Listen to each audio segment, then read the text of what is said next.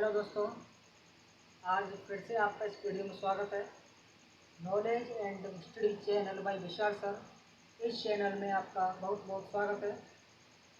और आप इस चैनल को सब्सक्राइब करें, बेल आइकन को प्रेस करें, जिससे कि मेरी अगली वीडियो सबसे पहले आपके पास तक पहुंच पाए। और इस वीडियो को ज़्यादा से ज़्यादा शेयर करें और कमेंट करके बताएं कि यह वीडियो कैसी है, और एक लाइक भी दें, क्योंकि आपका इतना कुछ करने से हमें अगली वीडियो बनाने के लिए मजबूर करेगा और हमको बनानी भी पड़ेगी। तो हमको बताएं कि यह वीडियो कैसी है और कमेंट करके हमको बताएं। चलिए, तो हम चलते हैं। आज हम इस वीडियो में देखेंगे कि how to learn of history, यानी हम इतिहास का अध्ययन क्यों करते हैं। ये इतिहास का भाग दूसरा है, और हमने इसकी पहली वीडियो में देखा था, यानी इतिहास का भाग पहले में देखा था इतिहास क्या है, यानी व्हाट इज हिस्ट्री। हमने इससे पहली वीडियो में देखा था। यदि वो वीडियो आपने नहीं देखा है तो इस चैनल में जाइए, Vishal and knowledge and history channel by Vishal sir में जाइए, उसको देखिए और उस वीडियो को ध्यान से देखिएगा कि इतिहास क्या है, आपकी पूरी तरह से समझ में आएगा। वो हमारा भाग पहला था इतिहास का, और इस वीडियो में भाग दूसरा है। और इस वीडियो का है हम सीखेंगे कि how to learn of history, यानी हम इतिहास का अध्ययन क्यों करते हैं। तो हम ज़्यादा बातें ना करते हुए सीधा वीडियो को स्टार्ट करेंगे और देखते हैं कि आज हम इस वीडियो में क्या नया सीखते हैं और इतिहास के बारे में अच्छे से देखते हैं। चलिए, हम उधर बोर्ड की तरफ ज़्यादा ना देखते हुए पहले हम कुछ ऐसे बताना चाहेंगे। इतिहास एक ऐसा दौर है इतिहास एक ऐसा दौर है जिसके बारे में हम अच्छे से महसूस कर सकते हैं। प्राचीन काल में जितनी भी घटनाएं घटी, जितने भी युद्ध हुए, हम उनके बारे में अच्छे से जान सकते हैं। हमें उस दौर के बारे में अच्छे से समझ सकते हैं, उस समय के बारे में अच्छे से समझ सकते हैं और जान भी सकते हैं कि इतिहास क्या है। देखिए, इतिहास कोई ज़्यादा कठिन सब्जेक्ट नहीं है, कोई विषय नहीं है। इतिहास को बस आसानी से पढ़िए। मैंने बहुत से देखे हैं, बहुत से स्टूडेंट्स बोलते हैं कि इतिहास में जो डेट हैं, जो तारीख हैं, वो उनको याद करनी पड़ती है, तो इतिहास बहुत कठिन सब्जेक्ट लगता है। देखिए, इतिहास is a very simple subject for any students. तो इतिहास कोई ज़्यादा कठिन सब्जेक्ट नहीं है, बस अच्छे से पढ़िए, ध्यान से पढ़िए और समझ करके पढ़िए, तो आपकी जल्दी समझ में आएगा और हर सब्जेक्ट समझ में आएगा। तो चलिए, वीडियो को स्टार्ट करते हैं और देखेंगे कि हम इतिहास का अध्ययन क्यों करते हैं। तो ठीक है, हम वीडियो को स्टार्ट करेंगे। देखेंगे कि हम इतिहास का अध्ययन क्यों करते हैं। क्या बोलता है सेंटेंस, हम पूरी तरह से पढ़ेंगे। हम इतिहास का अध्ययन इसलिए करते हैं, किस लिए करते हैं, देखेंगे कि हम इतिहास का अध्ययन किस लिए करते हैं। क्योंकि यह हमारे पूर्वजों के भूतकाल के दरवाजे खोल देता है। क्योंकि इतिहास हमारे भूतकाल के पूर्वजों के भूतकाल के दरवाजे खोल देता है। यानी हमारे पूर्वज कौन थे, हमारे दादा थे, हमारे परदादा थे, और भी जितने भी थे हमारे वो पूर्वज थे, उनके भूतकाल के दरवाजे, अर्थात उनके बारे में, उनकी प्राचीन काल की घटनाओं के बारे में, उनके रहने के बारे में, उनकी वेशभूषा के बारे में, उनके खान पान के बारे में यह इतिहास हमें बताता है। और किस प्रकार से बताता है हम देखेंगे।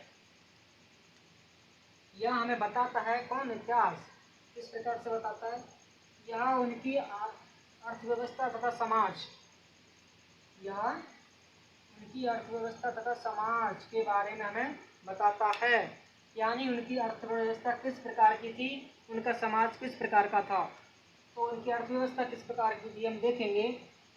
जितने भी हमारे पूर्वज हुए, उनकी अर्थव्यवस्था खासकर ठीक नहीं थी, ज़्यादातर ठीक नहीं थी, क्योंकि वो एक मध्यम वर्ग से ही, सभी जितने भी थे हमारे पूर्वज सभी मध्यम वर्ग से थे, और उनकी अर्थव्यवस्था ज़्यादा ठीक नहीं थी। सिर्फ उनके परिवार का पालन पोषण होता था, इतना ही, बस इतनी अच्छी उनकी अर्थव्यवस्था थी।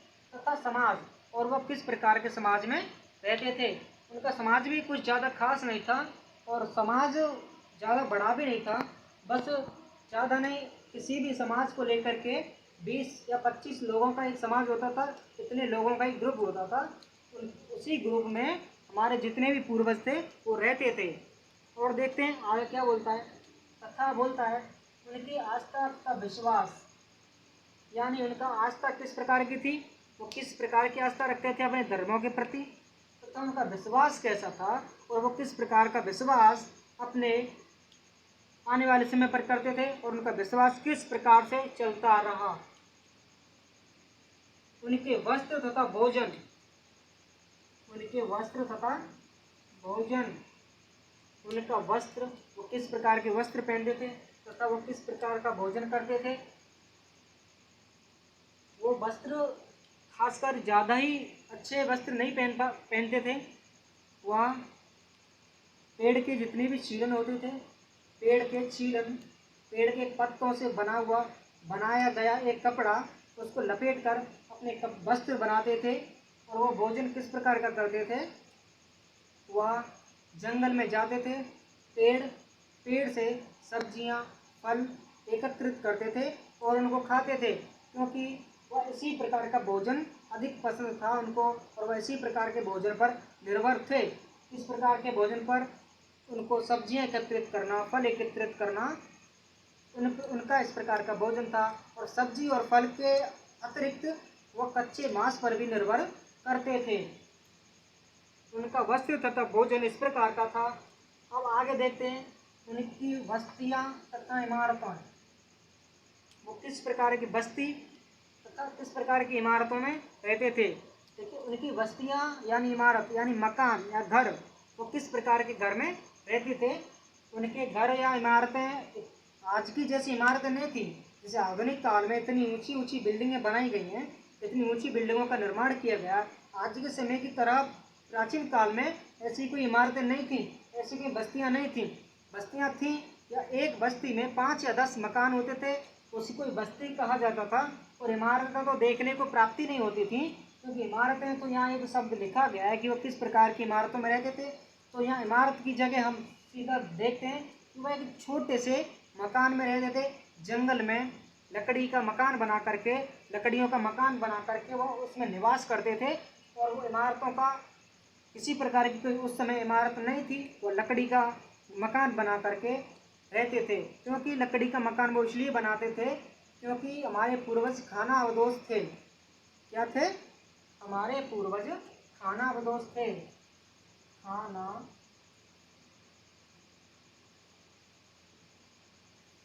हमारे पूर्वज खानाबदोश थे। खानाबदोश का अर्थ होता है यानी वो घुमक्कड़ थे, उनका कोई निश्चित स्थान नहीं था। वो एक स्थान से दूसरे स्थान पर निर्भर करते रहते थे, एक स्थान से दूसरे स्थान पर घूमते रहते थे। क्योंकि घूमते इसलिए थे क्योंकि उनका खाना, उनका भोजन निश्चित नहीं था। एक जगह पर उनको भोजन उपलब्ध नहीं होता था, क्योंकि दूर दूर तक वह भोजन की तलाश में जाते थे। तो वह जितनी दूर तक चले जाते थे वह उसी स्थान को अपना निवास स्थान मान लेते थे और उसी स्थान पर जब अपना मकान बनाते थे लकड़ियों से और वहाँ रहने लगते थे।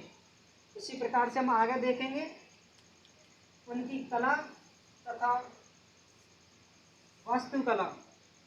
उनकी कला तथा वास्तुकला, उनकी कला किस प्रकार से थी। हमारे पूर्वजों ने कला बनाना भी सीखा, यानी नवपाषाण युग में